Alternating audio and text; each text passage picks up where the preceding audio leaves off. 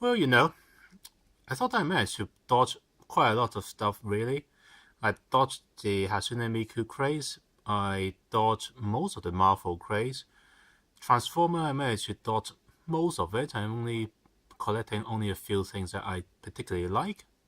So I thought, yeah, other than a bit of Gundam stuff, I managed to dodge most of the big money grabbing stuff. And then this happened. Love Life. Oh dear, I got caught by that. I watched the whole series basically in about 2 months, and now 2 months later, I am buying almost everything that I could find at a reasonable price. So this is Kousaka Honoka Nendoroid. This is the one from her outfit from the main intro in season 1. So this is the official one.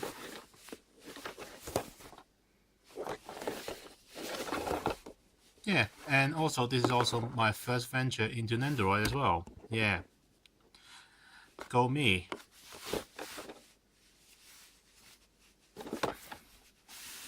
So,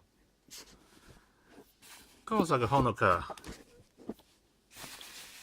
Nendoroid. But yeah, I have to say, Nendoroid is not as bad as I thought. Oh dear, I'm sinking even deeper already, just in one sentence. But yeah, pretty nice, pretty interesting. A little bit like Funko Pop, except with a bit more thought and a little bit more pricey as well. Because I now realize that the face is actually all the same between every single Nendoroid. They just printed different eyes into it, and then the good thing, they put different hair pieces around it, different body, different legs, arms. The only thing that's shared between them, beside the face, would be the joints. But yeah, depending on what it is, they change the joints as well. And as you know, there is a face changing gimmick for all of the Nendoroids, so you can take that off. You can swap the face, and yeah, each of the figures usually come with 2 faces and then multiple arms or legs, and a few accessories. In the Love Life series case, it's just mainly different arms.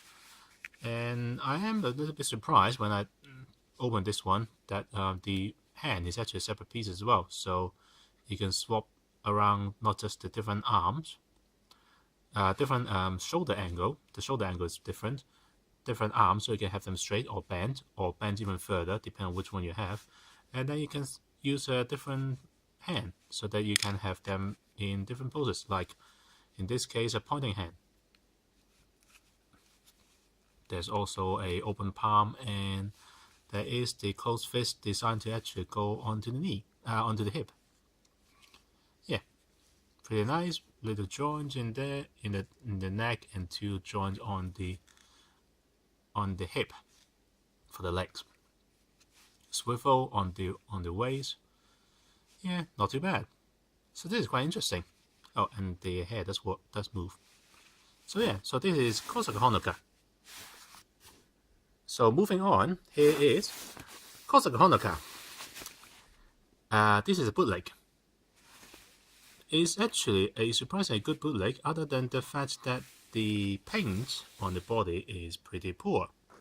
This is the proper version, and this is the bootleg version. Doesn't look too bad until you look a bit closer. The necklace or neck laces is actually painted properly here, and the black line is actually missed the neck laces completely. The gold here is pretty poor. The gold here is brilliant. Bow tie decoration is probably a little bit too dark. It's not too bad. I would say that is probably fine.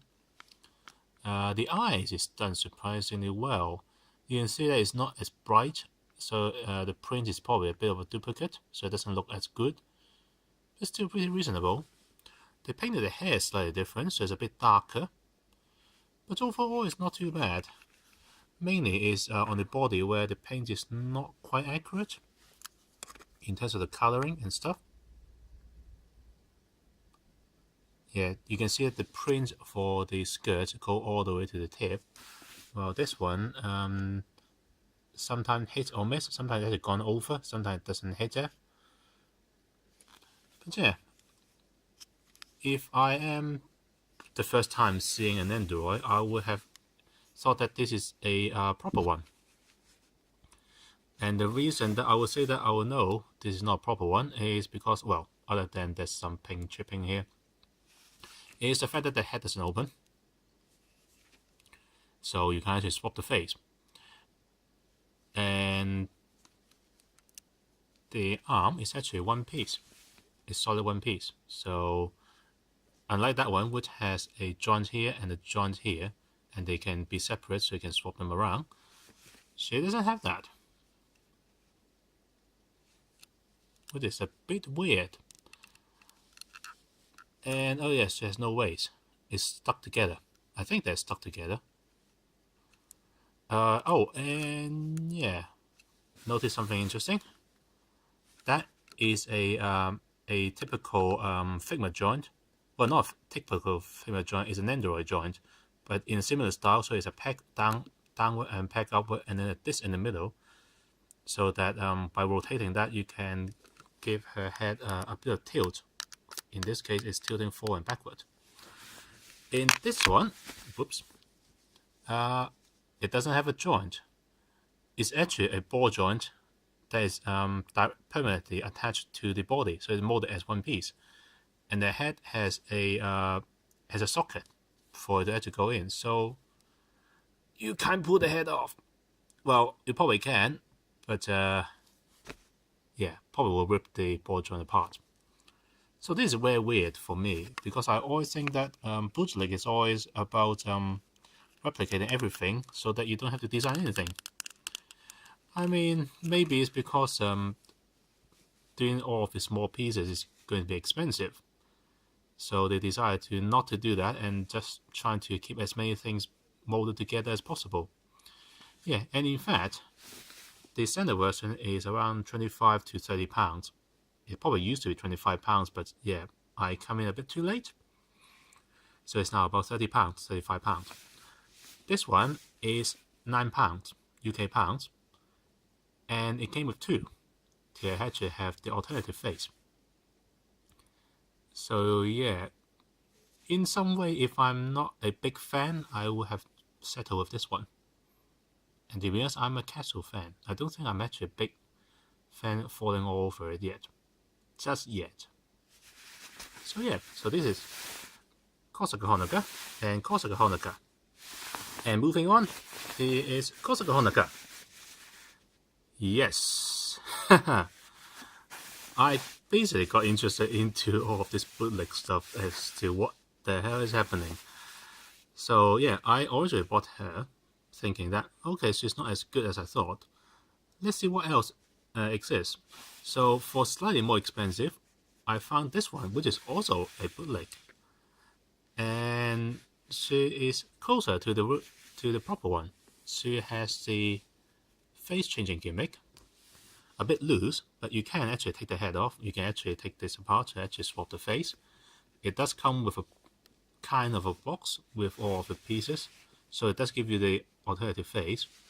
It does have the similar joint to the real Nendoroid, and the arm is actually composed of multiple parts.